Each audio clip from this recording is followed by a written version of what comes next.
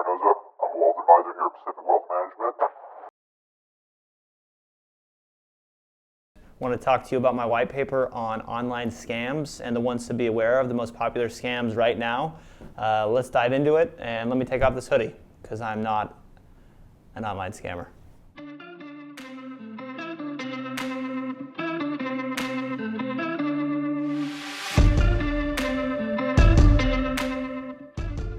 Scammers are evolving with technology. They're leveraging technology to increase their reach and their effectiveness. The FBI reported that last year in America alone, in 2023, online scammers took $12.5 billion from American citizens. So I wanted to highlight the most popular scams right now and the ones to be aware of. So the first and maybe the most obvious is Facebook, a Facebook message, one like this. And as you can see in the hyperlink here, it says photo. And people are curious. They want to know what's in the photo. Is it me? Is it my friend? Is it my kid? Are they doing something embarrassing? Like, let's find out what it is. So if they click it, a couple things can happen. The first one is it could download malware to your computer, which is essentially a virus. It might skim some data, skim your cookies, sell some personal data, and that could be option number one. The second one, more common I think, is what it does. It takes you to a page that looks just like Facebook. And it's going to prompt you to log in. It's going to act as if you accidentally logged out of Facebook. But if you actually look at the browser, it's not going to be actual Facebook.com. It's not going to be http.facebook.com with the little green lock next to it. It's going to be a fake address. And it's going to have what looks like Facebook, and it's going to prompt you to log in, right? And this is where it gets people. People type in their name, username, and password, and when they hit submit, it's giving them your login information. So then they have access to your Facebook account.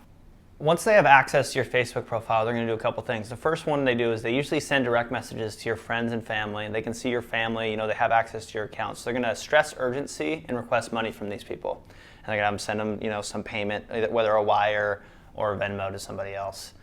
The second one is they will use your seller rating on Facebook Marketplace. So if you buy and sell things on Facebook Marketplace and you have a good rating, they'll use that to carry out Facebook Marketplace scams, which essentially means they try and get, they post something for sale, they try and get that person to pay them for the product before they even get it, and then they never show up, never give them the product, but they're pulling it off on your Facebook profile so that person thinks they're interacting with you, a legit Facebook seller with transaction histories.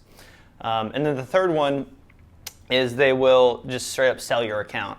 If you have access to like Facebook groups, let's say it's a private group for you're an employee at a certain company and it's a larger company and you have access to a Facebook group, for them that's usually private. They'll use that to reach out to people in that group, right? Access to people that they previously did not have access to.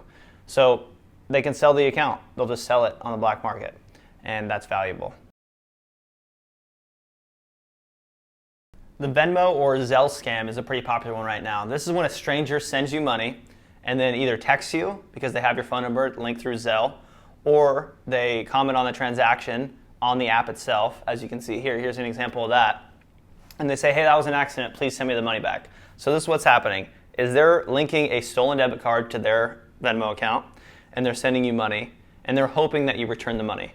Because what's going to happen is the person who they stole a debit card information from is going to report that card stolen and that fraudulent activity, and Zelle is going to see it, or Venmo is going to see it, and they're going to automatically reverse it. So if they send you $500 and it's sitting in your account, it's going to be returned to the rightful owner and removed from your account eventually. So that's why you just do nothing. Do not respond to the scammer. Let the application or the company take care of it.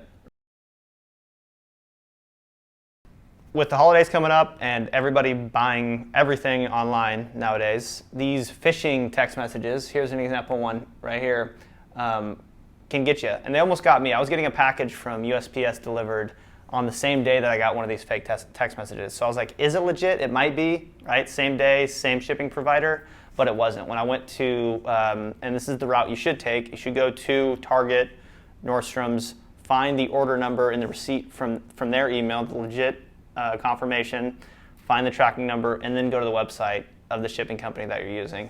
Do not click hyperlinks. Hyperlinks are like the biggest Trojan horse out there. Just do not trust a hyperlink from an unknown source. With this scam, what they want you to do is click the hyperlink, go to a website. It's going to look just like the shipping company or the USPS, US Postal Service, and they're going to say you need to add additional postage to this package for us to deliver it. Enter in your credit card information here.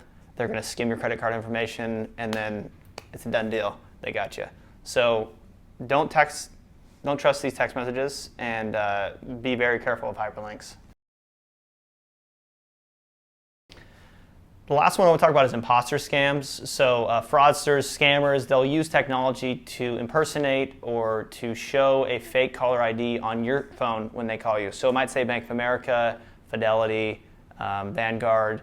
You know, they can also do things like they can put mom, which is kind of crazy. So if it's mom, I think you take the risk. Don't give your social. But if it's a bank institution, you did not initiate the phone call, you're not asking for third-party authentication or a multi-factor authentication, don't give them personal information over the phone. They're going to provide you a number, if anything. It's not something that you need to provide them. They're not going to call you out of the blue and ask for your social security number. So those are the most popular scams right now. Some of them might seem obvious to you, but you'd be surprised. Some of the people around you, it might not be so obvious, so please look out for them. If you have any questions, please don't hesitate to reach out. I'm Isaac at Pacific Wealth Management. Thanks for your time today. Thanks for watching the video. And